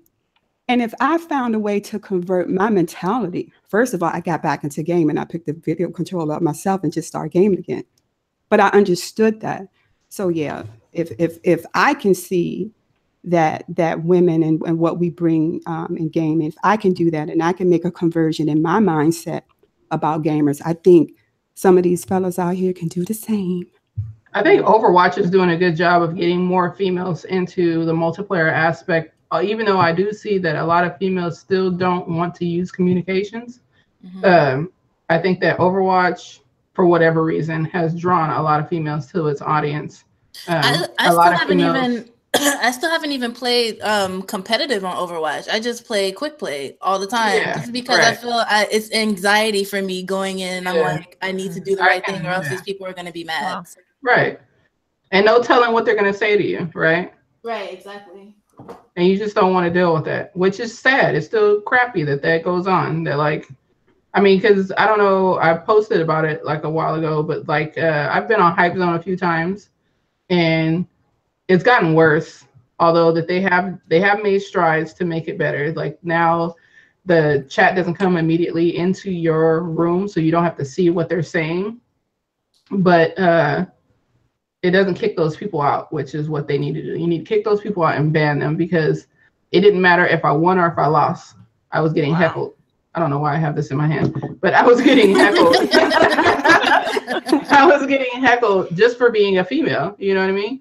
And it's gonna, for me, I still play, but for, you know, someone who doesn't have the mental fortitude that I have, it would make them not want to play anymore, which is sad. So they need to block those people and kick those people out and put them on timeout, because you're never going to learn. Just like with our kids, they don't learn that this behavior is bad until we punish them and let them know that this behavior is not behavior that should be continued. So it's the same. They need to do the same thing with these butts on Mixer. Like, put them on timeout, put their account on timeout. let them know that they cannot behave like that. And if the behavior is harassment, becomes harassment, cut their whole account out. That's all you need to do. Yeah. Yeah, we don't have too much to add to this. I mean, you guys, you know, have pretty much touched every entity in this topic. The doll represents so much. It does. It really does. Because I know if I was younger and I had an opportunity to get that, I was always big in gaming. My mom would have bought this for me. Legit. Yeah. Like, I know D plays games. We getting this for her. I would have been asking for it probably if I started on Saturday morning cartoons. Like, for real. I would have been serious about it. Yeah, if I was a kid, I would ask my mom for this as well. Yeah, I think it's fantastic. I mean, to me, this is a huge step. Because we've never seen anything like this before. It is being associated with a doll, a toy. And so I gotta commend Microsoft on this. And like you said, they are doing a lot towards like inclusion. I mean, I think they released that accessibility controller. So it's like they just in the last few months or so, they just been on the money in regards to trying to market these things. And I think it's only pay dividends in the future. And regardless of what people say, I feel like those people are hopefully like the small the loud minority. You know what I mean? It's like they always have something to say, something negative to imply on these things, but we can only hope that they're just, you know, an obnoxious few, and that people are really gonna get this for their daughters, because gaming is okay for everybody, male or female, period. So all right, well, let's move on. So the next thing, I posted an article in there. I don't know if you guys are familiar, but GameStop stock has dropped 70% since 2013. So at the start of 2013, I think they were like close to $50 a share or a little bit over $50 a share. And currently, last night when I looked, they were at 15. Ooh, they about to go. Oh my God. Yo, yes. I'm about to save up some money. I can't wait for and then I noticed in the article that they also said that EA has reported that 70% of their sales are attributed to digital sales now. So that'll let you know digital sales are taking over. Well, and I don't think next year. I don't think GameStop's gonna be here, man. It's gonna be like Blockbuster. It's gonna be like Blockbuster. They are going the way of Blockbuster. They are. They're the new Blockbuster. When Blockbuster was shut down, I got all my shows for like, I went there and spent like $100 just on DVDs and seasons of shows and stuff like that. It's gonna be the same thing. Die, GameStop, die. Oh gosh. I'm gonna go there and I'm gonna get me a system because by the time holiday season, that's their last little push. I can see it. Yeah, they might have some crazy deals this holiday. And you know, with their that little flip that they were doing, you know how they give like extra 30% trade in? Yeah. I know that people like, I don't know if you guys know who Clowns is, but he like waits. He waits for them to do these things and buys the games on Amazon and flips them. So he's like he's like made a lot of money. He said he got his Pro, his X that way. Like people are getting it in. And I think that they're doing this because their whole mantra is to like have more used games. That's where they make their profit, is with the used games. But people aren't buying physical copies like they used to. Like you can wait for the Xbox Spring Sale or the PlayStation sale, and you can get some of these games. Like right now, Telltale is having their sale. A lot of their games are $6. Yeah, Hellblade's on sale right now, 40% off. Digital, all digital, you know. Right, and then you have the game forever. Like whenever you want it, you just click on it and it's there. Yeah. Same thing with Steam. I think Steam can contribute to. They have a ton of Steam sales, you know, every different season. So, I mean, it all adds up. And man, I have, in regards to like GameStop, in recent history, they've been terrible. But I just remember being younger and just going to GameStop and it being like, I don't know, legit for me. Like fun. Yeah. Right. Because people that were knowledgeable. When you go there now, these people don't like. I know more than you. Like I'm correcting you on shit that you don't even know. Like people at GameStop would still be telling people that you like can't play backwards compatible or like some crazy shit with Xbox. Like they are so ill informed. It's not even funny. Yeah, just give you an example. Like I asked a guy in GameStop, he didn't know what Xbox Game Pass was. I'm like, bro, really? I did not know that. Right. Like they've been advertising it like at least a year and a half now. But I mean, it's gonna be sad because I love brick and mortar. I'm a huge brick and mortar fan. I like to see these companies stick around just for our economy, you know. But man, I mean, I'm not surprised. Digital distribution is where it's at. Microsoft called it in 2013 with all that, you know, always online stuff. They got flamed for, and now look at it. Like everybody's online. Nobody cares anymore. You know what I mean? Right. So it's crazy just how forward thinking Microsoft was with all of this. And they got crazy backlash in 2013 for trying to be like, look, this system is going to be all digital in the future. We need to plan for it today. And they got flamed for it. And they still paying the price for it. It's so ridiculous to me. And now GameStop is going to be dead soon. So here we are. They just postponed the inevitable. That's all they did. That's right. I'll be waiting. Exactly right. I'll be waiting. We all will be trying to get some. I'm definitely gonna be trying to get some DS games on the real. DS. I was trying to give me a PSP or Vita. I'm gonna give me another console, and I'm good. I don't even want the games. Look, man. Look. Yeah, I mean that's the only console, like the only platform that I get physical with, though. Like I want your hardware. Right, right. We only have 2 more topics left. I'm gonna ask the audience to go ahead and start getting some questions ready. If you guys have questions, we got one on. I already have one from earlier in the chat. If y'all can like make sure if you're watching the chat to like flag the questions so that we can have them for later. But one of the last topics is Microsoft finally said, okay, we're not doing VR. I know that Delilah had this question. We actually got to talk to Phil about it. And I totally stand by his answer, but I'm going to let Delilah talk about it because she actually asked the question to him about it. Oh, yeah, sure. You want to go into it now? I definitely. Yeah. All right. So it was interesting because we had just finished the E3 Coliseum. He had spoke at the E3 Coliseum about gaming for everyone, and we just happened to be in the right place and right time that we were leaving out, and Phil came down to meet another gamer about signing a board or whatever, and I happened to just kind of be tagging along like I was doing this whole E3, and so South looked at me and was like, go ahead and ask your question, and I felt like my question was good, but it wasn't as good as Boogie's question. So now when I look at it after, because as an afterthought, like her question was way more legit than mine. She asked about women in gaming and putting it into different cities and different hubs and everything. So at the end of the day, like I was proud of that. Just wanted to put that out there for you, Boogie. I know I was pissed at the time. I was low-key mad at the time, but her question was way legit. And but luckily I talked to South about my question, and South was like, man, you know what, you can ask Phil, because I think we're about to meet Phil right now.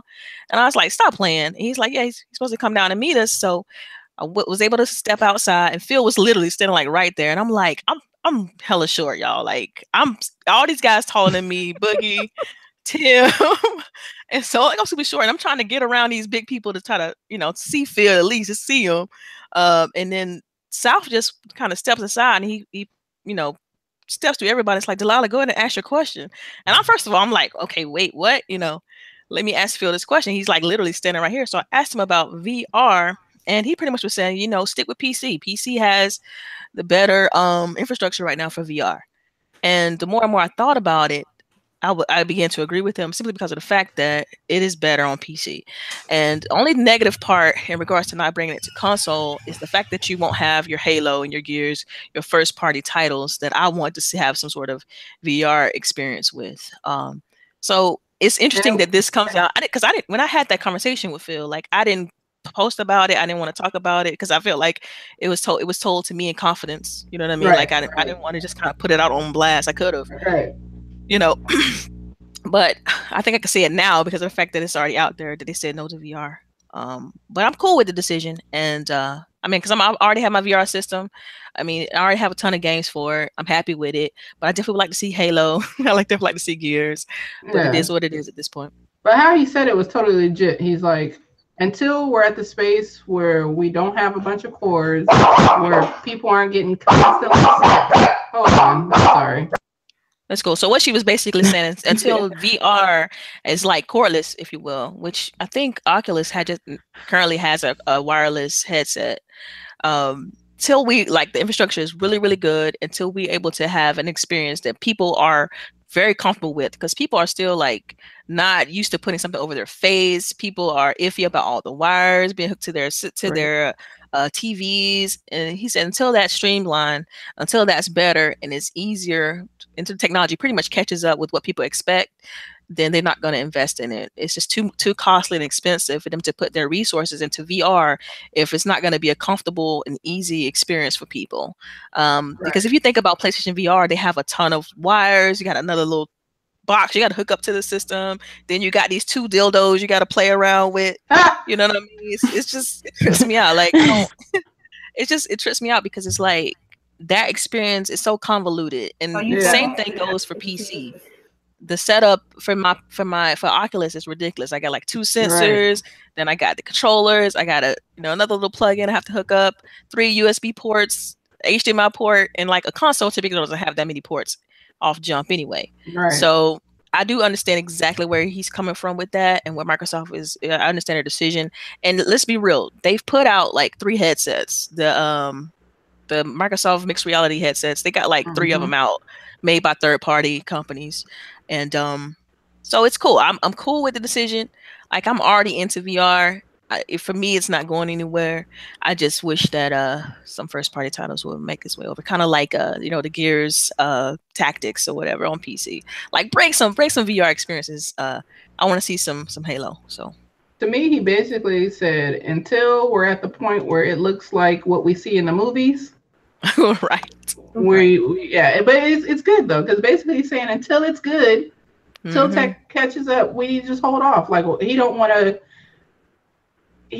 to sell us a subpar experience. Which, how can you be mad at that? And the way he said it and the way he presented it to me is, I respect it even more, because he said it in a way to where, like, I don't know how to. I wish you could just catch his demeanor on it. Like, he was sincere about how, like, he care about VR. He just he understand what the pain points of it right now, and he don't want to invest in those pain points. Yeah, I totally agree. Okay, let me see. With the VR, wasn't a really big fan, so I'm gonna officially pour out a 40 to Microsoft with VR, because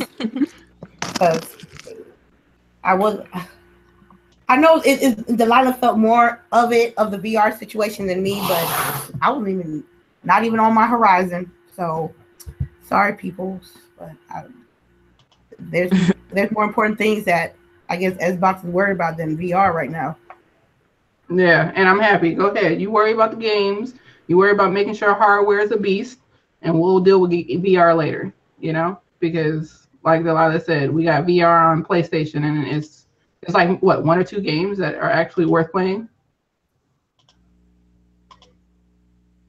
What's going on? Yeah, that's right. If that. Okay. But, all right. So now that we're toward the end, let's go ahead, ladies, and run down what games are you guys looking forward to this holiday season, since there's like a ton of games coming our way. Broke as fuck because all the games. Red Dead 2. Okay. Let me see. Fallout 76, the Ghost game on PlayStation, Forza Horizon 4. I was gonna get Call of Duty, but they insulted my intelligence a few days ago. I'm not copping that. Battlefield 5, because I need a first-person shooter in my life. I don't know about that Forsaken. Oh man. They want $40 for it, so I'm gonna be broke. I'm gonna be getting some games. All right, what about Delilah? Or maybe? Sorry, my bad. Sorry. For me, it's definitely Forza Horizon. I mean, I played it at E3. I can't wait to play that game. Oh my goodness, it's so good. Also. Wow, I had a list here. Yeah, Red Dead 2, definitely. Spyro, picking that up when it drops. Dang, how can I just say everything? Like, everything is coming out. Like Fallout. I'm not even a big Fallout fan, but I'm curious about the multiplayer.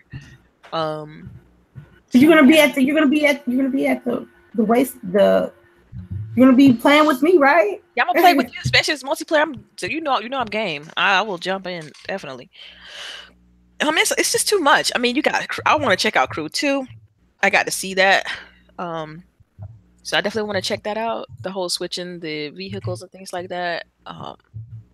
Man, I mean, you got Assassin's Creed. I mean, I love the Origins, so I can't wait to try the newer one they released. They talked about at this E3. Dang, Tomb Raider. Man, I'll be broke. Okay, flat out broke. Basically, so games that's coming out. So I understand why people didn't want to release their games this fall. It's just way too many. I mean, I'm talking about easy 400. Lady Moochin over here. Hell, mooch like a motherfucker, man. We see you. But y'all can send me some games too, though. Man, but I would say if I had to pick just 3, like my 3 would be Red Dead, Forza Horizon 4, and Tomb Raider. If I had to just be like, okay, I'm gonna keep my money tight and I'm gonna pick these. Right. 3. Yeah. I agree. If I had to like get strict with how I'm paying for stuff, it would definitely be Tomb Raider, Forza Horizon 4, because that game is like beautiful and awesome. Like it's so responsive. On Game Pass though. Oh my god. Yeah. Oh yeah. So I don't. Shoot. Yeah. So I don't have to buy that. Right.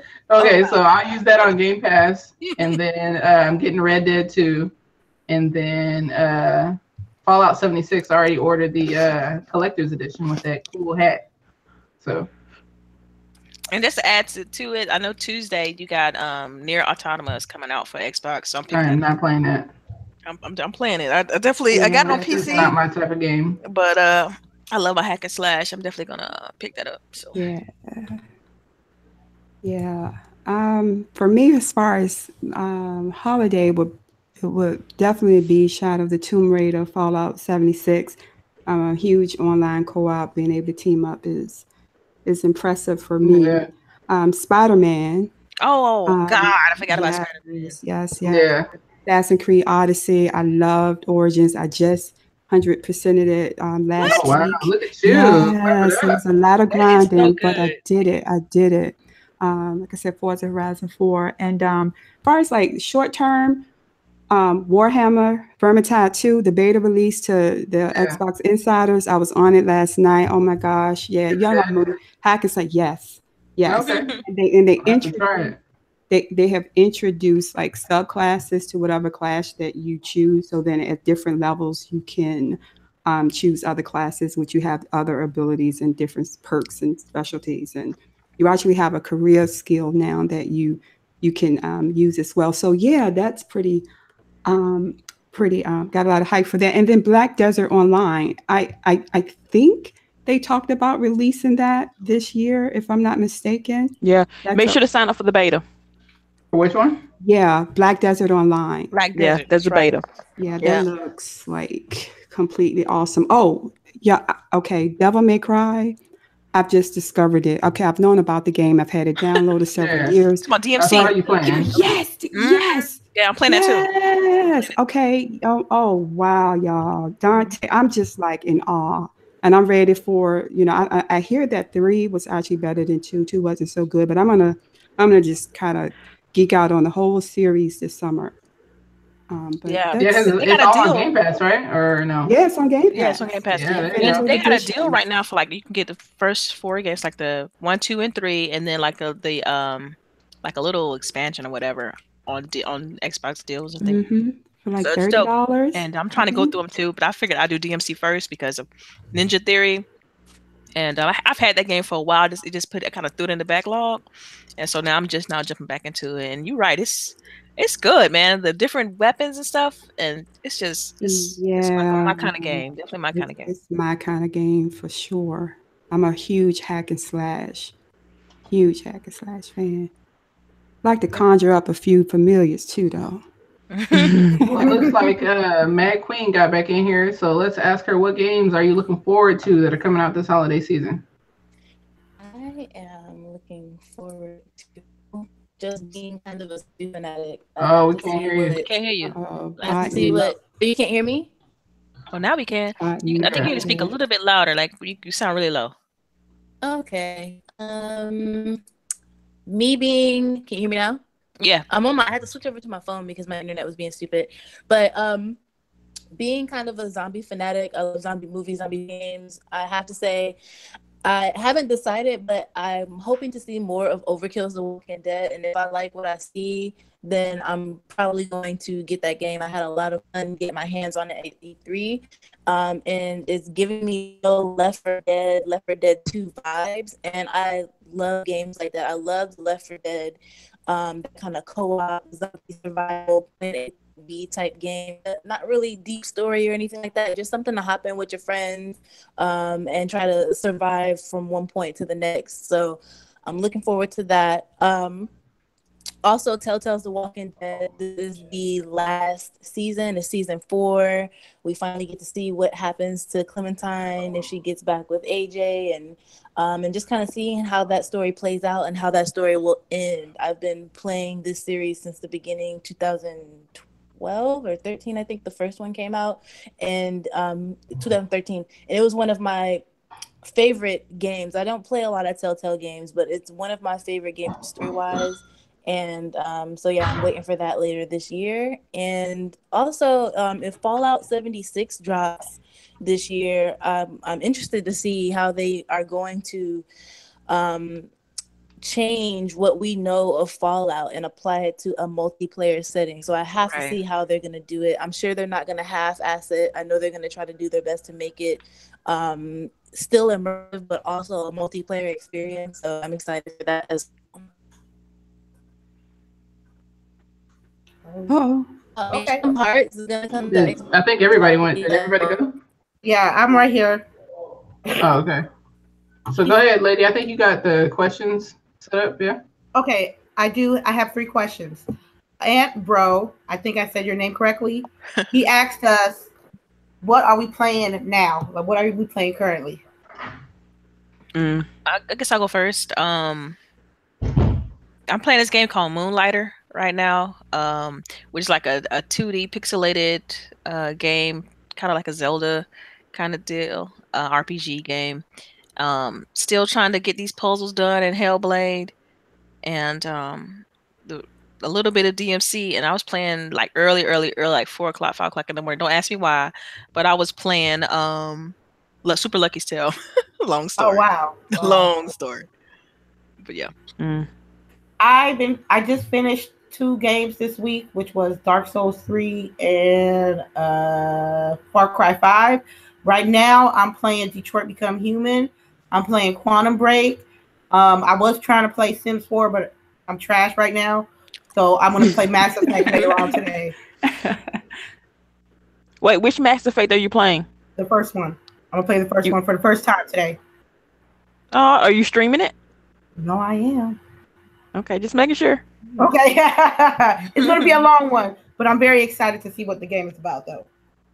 I love the first Mass Effects. Yes, that's why I'm the first trilogy. I might have to pop into that. Girl, you can.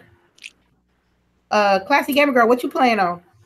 All right, let's see. On console, Xbox, I'm playing, like I say, Devil May Cry Definitive Edition. I tried out the Warhammer Vermintide 2 beta last night, and I've also been playing Wolfenstein 2. On PC, I tried out the Sims 4 Season DLC down pack.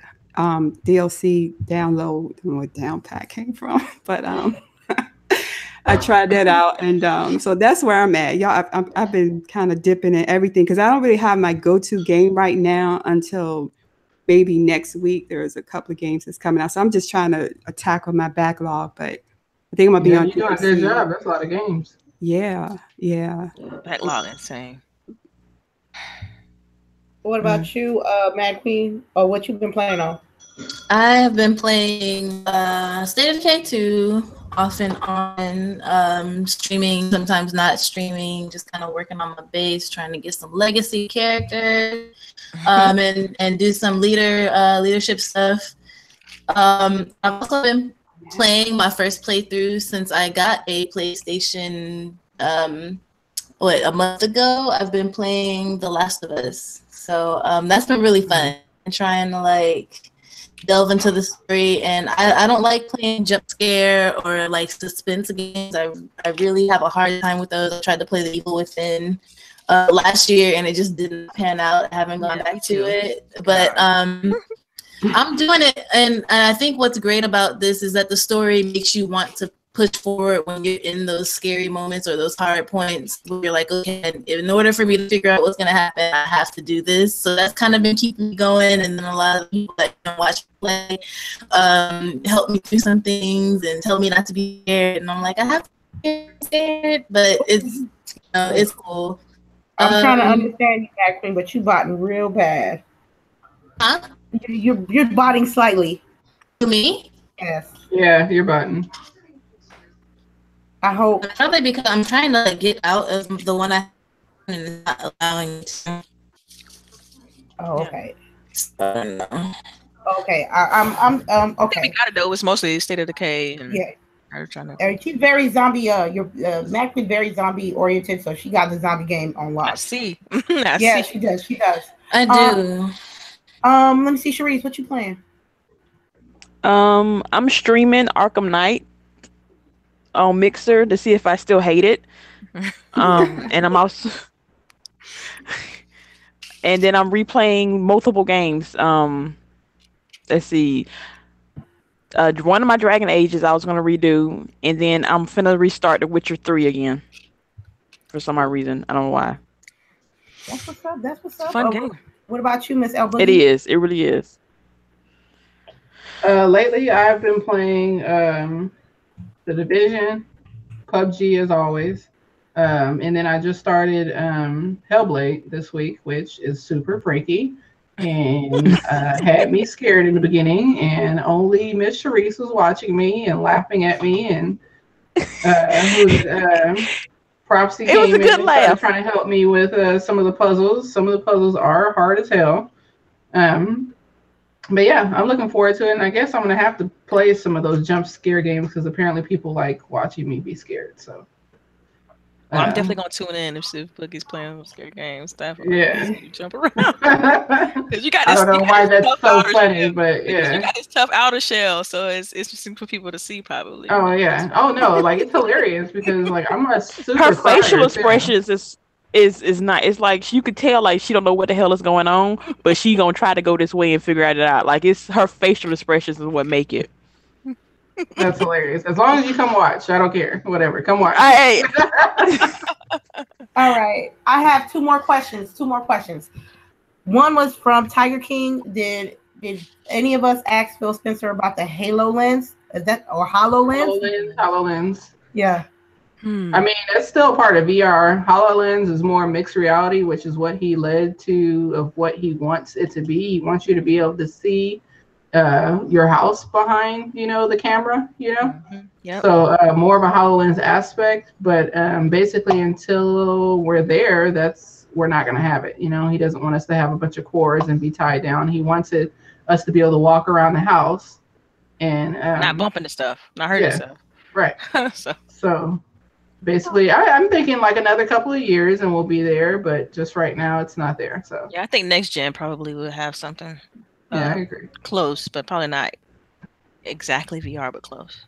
Yeah. Okay. Well, I have the last question. I forgot your name, bro. But I got your question though. The question was, are you guys excited about Cyberpunk 2077?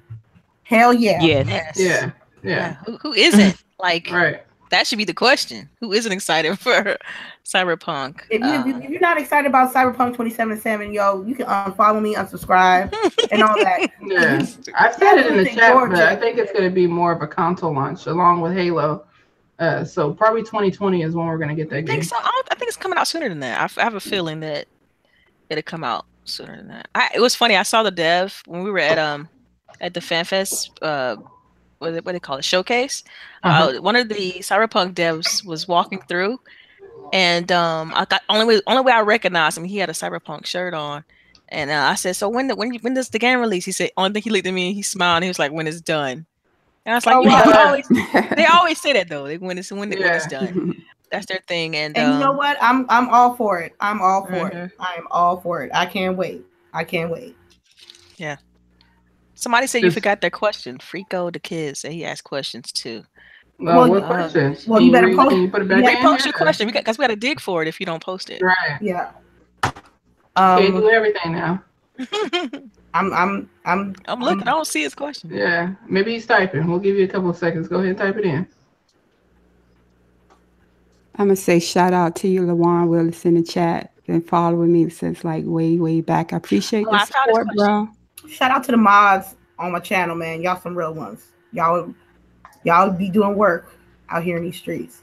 All right, so I got his questions. He posted 2 of them. Okay. He said, "What's up? How important are achievements and trophies to us?" And also he asked, which consoles do we think will release first next gen? Okay, you go first. Okay, all right. So right now, achievements are important to me. Usually they aren't. Right now, they're super important because a couple of my friends and I are going to have this contest next month. Everybody's putting in $20 to see who can have the most achievements. Nice. I've been holding off for a couple of games, and that Telltale sale has me itching to buy some stuff because I know that those are easy achievement points. So yeah. I think I might start getting into the achievement hunter game. But also, what was the second question? Which console do you think is going to release first next gen? I think that Xbox is going to release, and I was telling Delilah this at E3, but I think that Xbox is baiting PlayStation with their announcement of them working on the next Xbox so that PlayStation gets their stuff out quicker. You know what I mean? That they push to have theirs out quicker, and then they're not going to be able to have as much in it. You know, and this way they know when to release. As soon as PlayStation says what they're going to release, then Xbox is already waiting and they can just jump on it. So I think that Xbox knows that they have to release at the same time. With me, I agree with LBOOGIE on that one. Xbox is going to have their next gen first. Because we just need to. And we're good on hardware. That's all I have to say. Xbox is good on hardware. And as far as achievements go, when I first started gaming, I was achievement poor. I wanted all of the achievements. I played Call of Duty 3 times in 3 different modes so I can get all the achievements.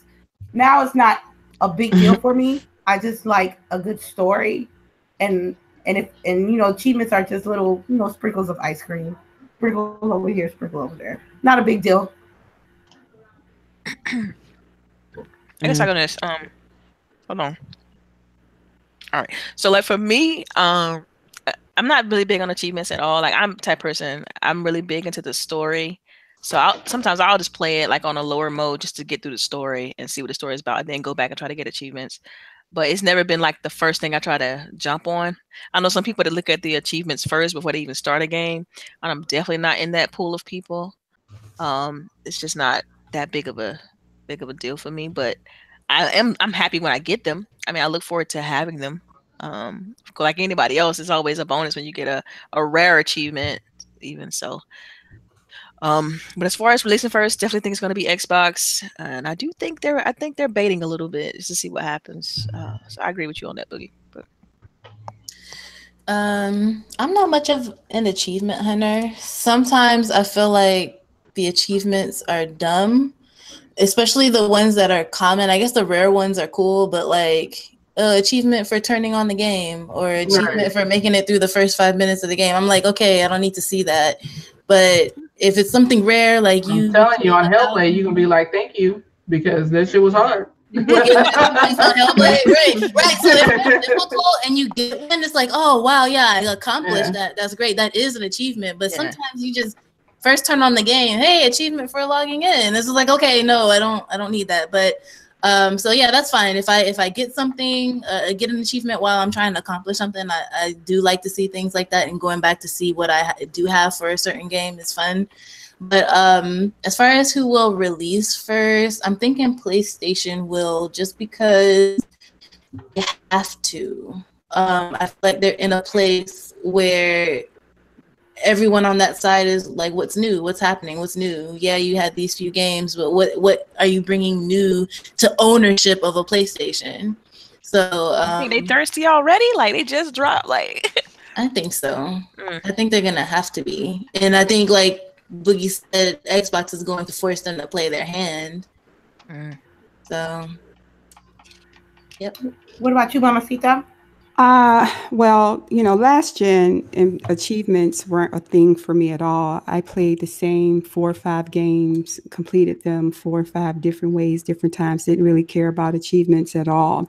I'm not going to say I'm an achievement hunter because I'm not, but I do pay attention to them now.